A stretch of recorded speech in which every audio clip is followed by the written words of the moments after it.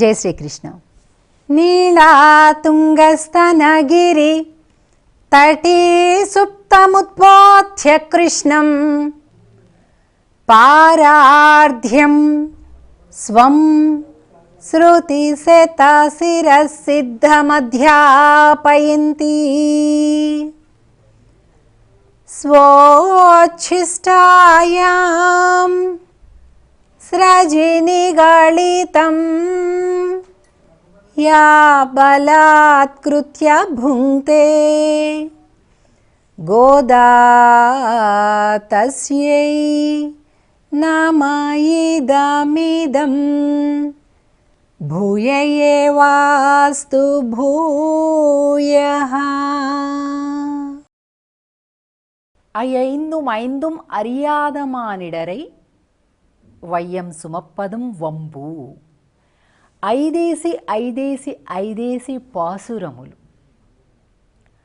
ఒక్కొక్క వ్రతములుగా, అసలు మొత్తం తిరుప్పావై ఒక వ్రతం, దానిని రెండు భాగములుగా, వ్రతములోని రెండు భాగములుగా మనం విభజిస్తే 1 నుండి 15వ పాసురం వరకు పూర్వార్ధమని, 16 నుండి 30వ పాసురం వరకు ఉత్తరార్ధమని మనం విభజించుకోవచ్చు. ఇక మరొక విభజన ఒక్కొక్క 5 పాసురములు ఒక్కొక్క లక్షణాన్ని కలిగి ఉంటుంది, ఒక్కొక్క కోణంలో సందేశాన్ని ఇవ్వడం జరుగుతుంది. అందుచేత ఒక్కొక్క 5 పాసురములు కూడా మళ్ళీ తిరిగి సబ్ డివిజన్స్ అంటుంటాం కదా, అలా ఒక్కొక్క వ్రతం అన్నమాట. అలా ఇప్పుడు 26వ పాసురం నుండి 30వ పాసురం వరకు కూడా ఒక వ్రతం. ఇదేంటంటే భోగవ్రతం. ఇప్పటి వరకు ఒక్కొక్క స్థితిని దాటుకుంటూ వచ్చారు.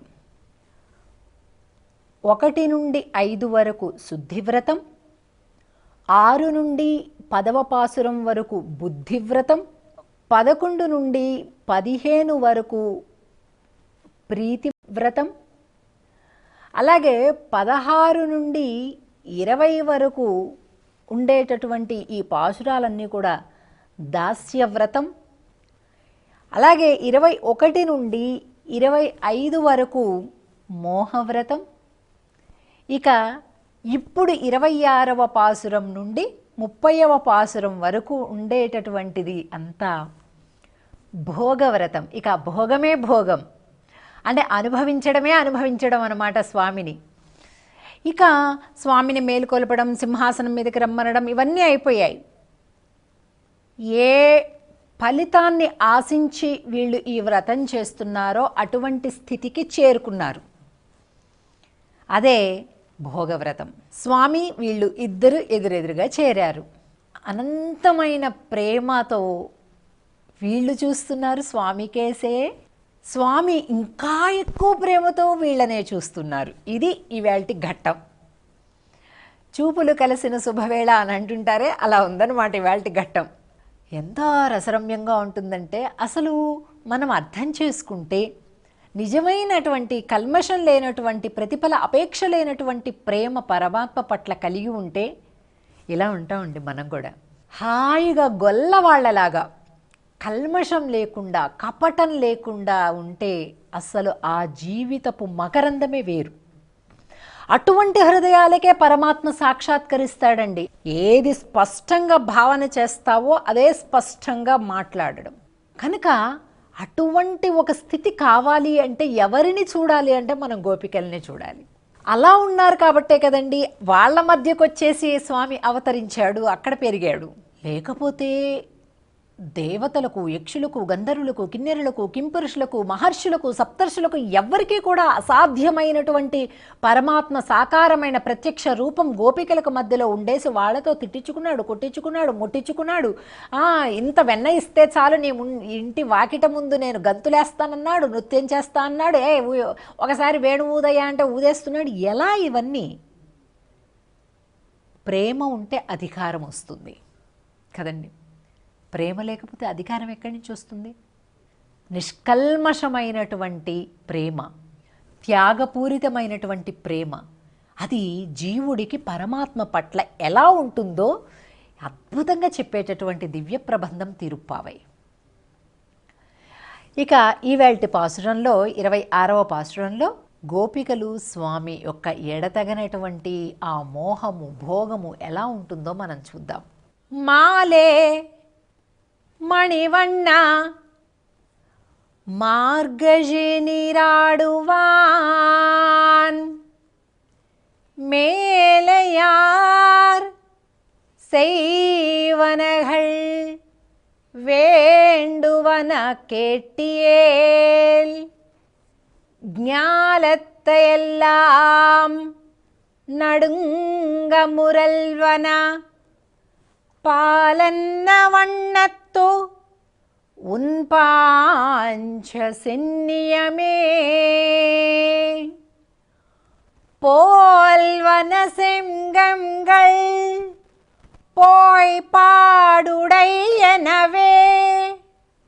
சாலப்பெரும் பறையே பல்லாண்டிசை பாரே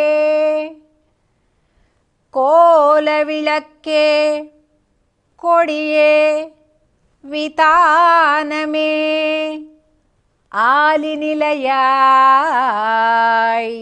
அருள் ఏలోరెంబావాయ్.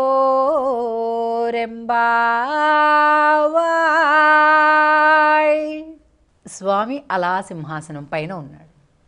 వీళ్ళందరూ కూడా అవ్యాజ్యమైన ఆనందాన్ని అనుభవిస్తూ ఎదురుగా ఉన్నారు.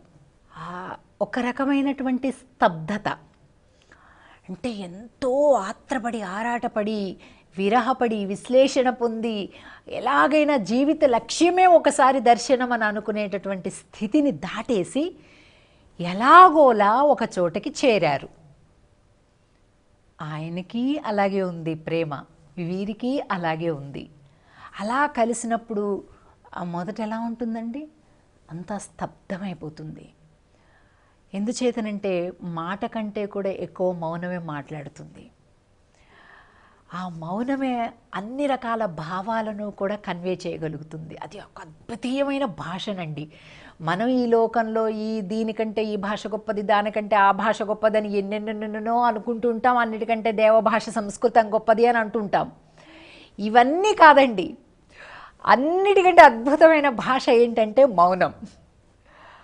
అసలు మౌనం తెలియజేసేంత గొప్ప వ్యాఖ్యానాలు, గొప్ప సందేశాలు ఇంక ఏ భాష తెలియచేయలేదు. అంత గొప్పది మౌనం. అలాగా ఇటు గోపికలకు ఇటు స్వామికి మధ్య మౌనం సామ్రాజ్యం ఏలుతుంది అండి. అలాగా అయ్యేటటువంటి నేపథ్యంలో వీళ్ళందరూ కూడా ఎలాగోలా గొంతు పెగుల్చుకొని స్వామితోని మాట్లాడటం ప్రారంభిస్తారు. ఎలా ఉన్నాడట స్వామి? వీళ్ళకి అనిపిస్తుంది అనమాట. అలాగా మనమేదో స్వామి మీద ప్రేమ పడుతున్నామని అనుకుంటున్నాం, కానీ మనపైనే స్వామికి ఇంకా ఎక్కువ ప్రేమ. ఎంత ప్రేమ అంటే దాచలేనంత ప్రేమ. ఎప్పుడైనా గుర్తుపెట్టుకోండి, గమనించండి ఒకసారి. అందరికీ పెద్ద అనుభవజ్ఞులే కదా జీవితం అంటే. మనం ఒకరిపైన ఉండేటటువంటి ద్వేషాన్ని, కోపాన్ని, పగని, వీటన్నింటినీ దాచిపెట్టగలం, కానీ ఒకరిపైన ఉండే ప్రేమని ఎప్పుడూ దాచిపెట్టలేం. అలా స్వామిలో ఉన్నటువంటి ప్రేమ ఇలాగ ప్రవహిస్తూ ఉందన్నమాట. వీళ్ళకి అర్థమైపోతూ ఉంది. చాలా ఆనందపడుతున్నారు. ఎందుచేతనట? మణివర్ణుడు. మణి ఎలా ఉంటుంది? ట్రాన్స్పరెంట్గా, అటువైపు ఏముందో ఇటు నుంచి కనిపించేలాగా ఉంటుంది మణి. అలాంటి మణివర్ణుడు స్వామి. ఆయన యొక్క ఆ మణి వంటి గుణము ఏదైతే ఉందో, స్వభావం ఏదైతే ఉందో, ఆయనలో ఈ గోపికల పట్ల ఎంతటి ప్రీతి ఉందో ఇలా చక్కగా అద్దంలో చూసినట్టుగా చూడగలుగుతున్నారు వాళ్ళు. అందుకని ఏం చెప్తున్నారు? మాలే అంటే ఓ వ్యామోహమా అంటున్నారు.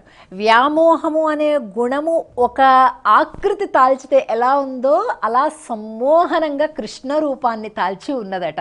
అలా ఉన్నాడట స్వామి. ఎంత ప్రేమ స్వామి మేమంటే అని ఆనందపడుతున్నారు. ఇంకొక అర్థం ఇందులో, మాలే అంటే మాల. ఏం కోరుకొని వచ్చారు వీళ్ళు? స్వామితోటి వరమాల కావాలి కదండి.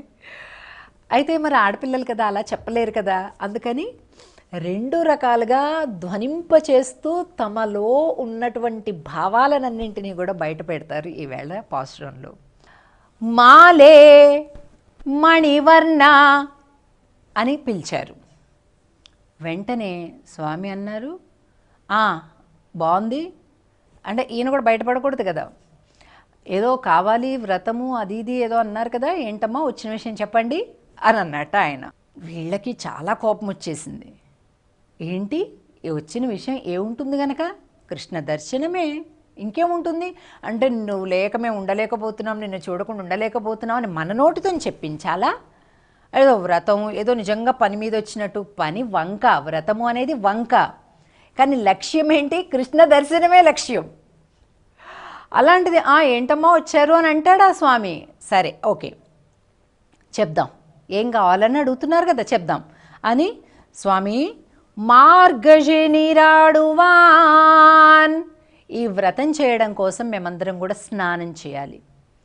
అలాగే మేలయార్ செய்வனகள் వేండువన కేటియేల్, మేము ఈ వ్రతం చేయడానికి, మార్గశీర్ష స్నానం చేయడానికి వీటికి కొన్ని పరికరాలు అవసరం ఉన్నాయి.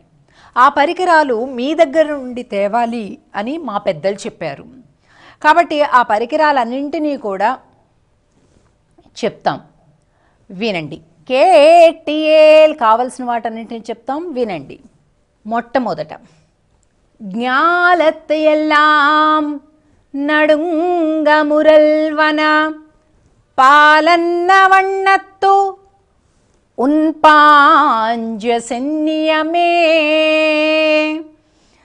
ఈ ప్రపంచమంతా కూడా వణికిపోవాలి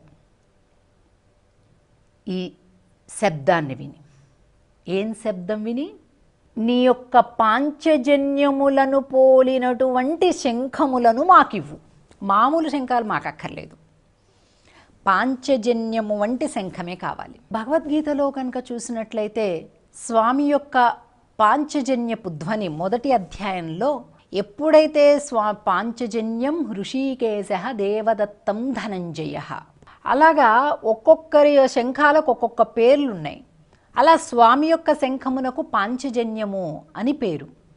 ఆయన యొక్క శంఖాన్ని పూరించగానే ఒక్కసారి ధార్తరాష్ట్రాన్ని హృదయాన్ని వ్యదారయత్, ఇలా వణికిపోయాయట ధృతరాష్ట్రుడి యొక్క సైన్యము, కౌరవులు అందరి యొక్క హృదయాలు అక్కడ ఢామ్మని పడిపోయాయట, గుండెలు పగిలిపోయాయట.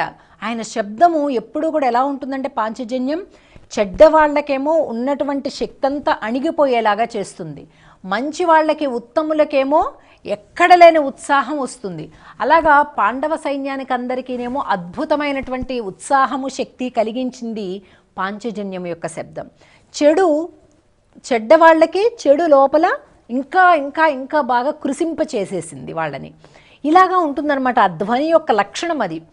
స్వామి మేం కూడా లోక కళ్యాణం కోసం ఒక గొప్ప వ్రతాన్ని చేద్దాం అనుకుంటున్నాం.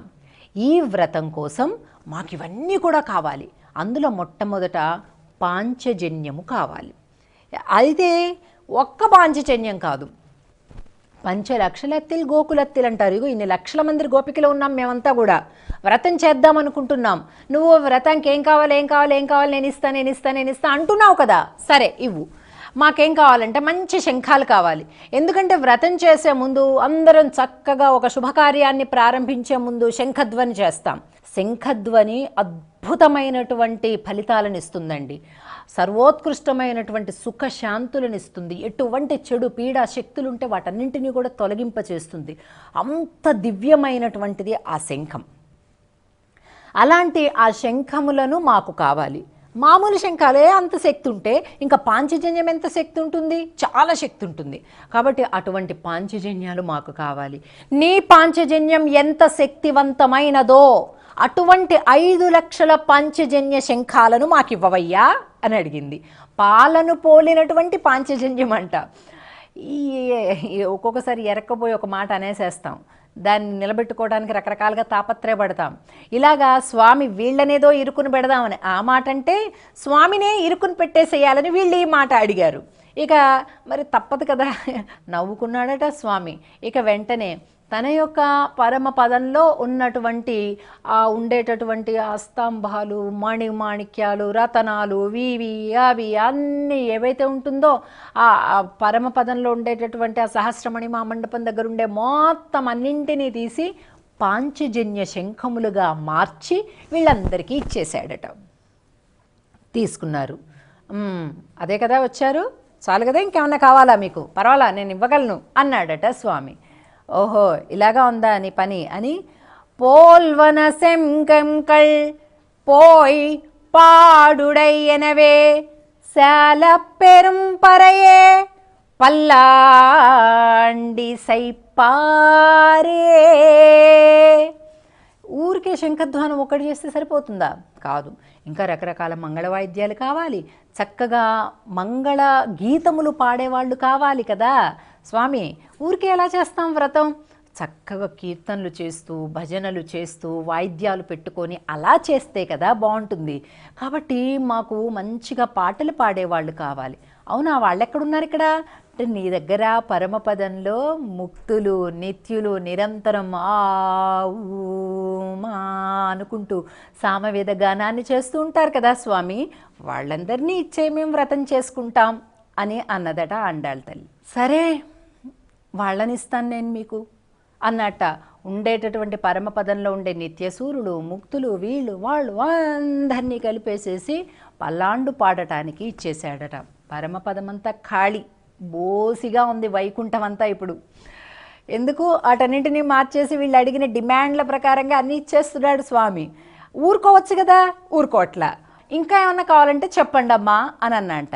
ఓహో ఇలాగా ఉందా స్వామి, కోళ విళక్కే. ఇంత చీకటిలో ఆడపిల్లలమందరం బయలుదేరుతున్నాం కదా, కొద్దిగా మంగళ దీపాలు కావాలి మాకు. ఎందుకంటే టార్చ్ లైట్లలాగా లైటింగ్ కావాలి కదా. పొద్దునే అందరం కూడా నగర సంకీర్తనకి బయలుదేరారు కాబట్టి చీకటిగా ఉంది. కోళ్ళ విళక్కే మంగళ దీపాలు కావాలి. మంగళ దీపాలా అవి ఎక్కడున్నాయమ్మా అంటే అగో స్వామి శ్రీరంగ హర్మ్యతల మంగళ దీపరేఖాం అంటే మంచిగా శ్రీరంగంలో మంగళ దీపరేఖలుగా అమ్మవార్లు ఉన్నారు కదా నీ పక్కనుండే అమ్మవార్లే దీపశిఖలు, వాళ్ళని ఇచ్చేవయ్యా, హాయిగా పక్కన పెట్టుకొని మేము వ్రతం చేసుకుంటాం అని అన్నారు. రామచంద్ర ఇచ్చేశాను కదా మాట అని అనుకుంటూ స్వామి వాళ్ళని కూడా ఇచ్చేశాట. ఇంకా చాలు కదా, అయిపోయింది కదా, అన్నీ ఇచ్చేసాను చూసారా, మీరు అడిగింది ఏది నేను కాదనలేదు, వెనక్కి తగ్గలేదు అన్నట్ట స్వామి.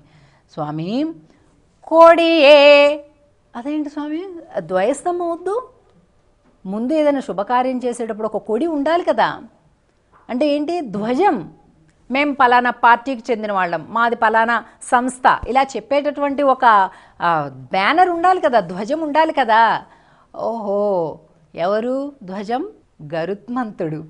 వేదాత్మా విహగేశ్వరో యవనిక మాయా జగన్మోహిని అంటారు. కాబట్టి అలాంటి ఒక ధ్వజము కొరకు గరుత్మంతుణ్ణి ఇచ్చేశాడు.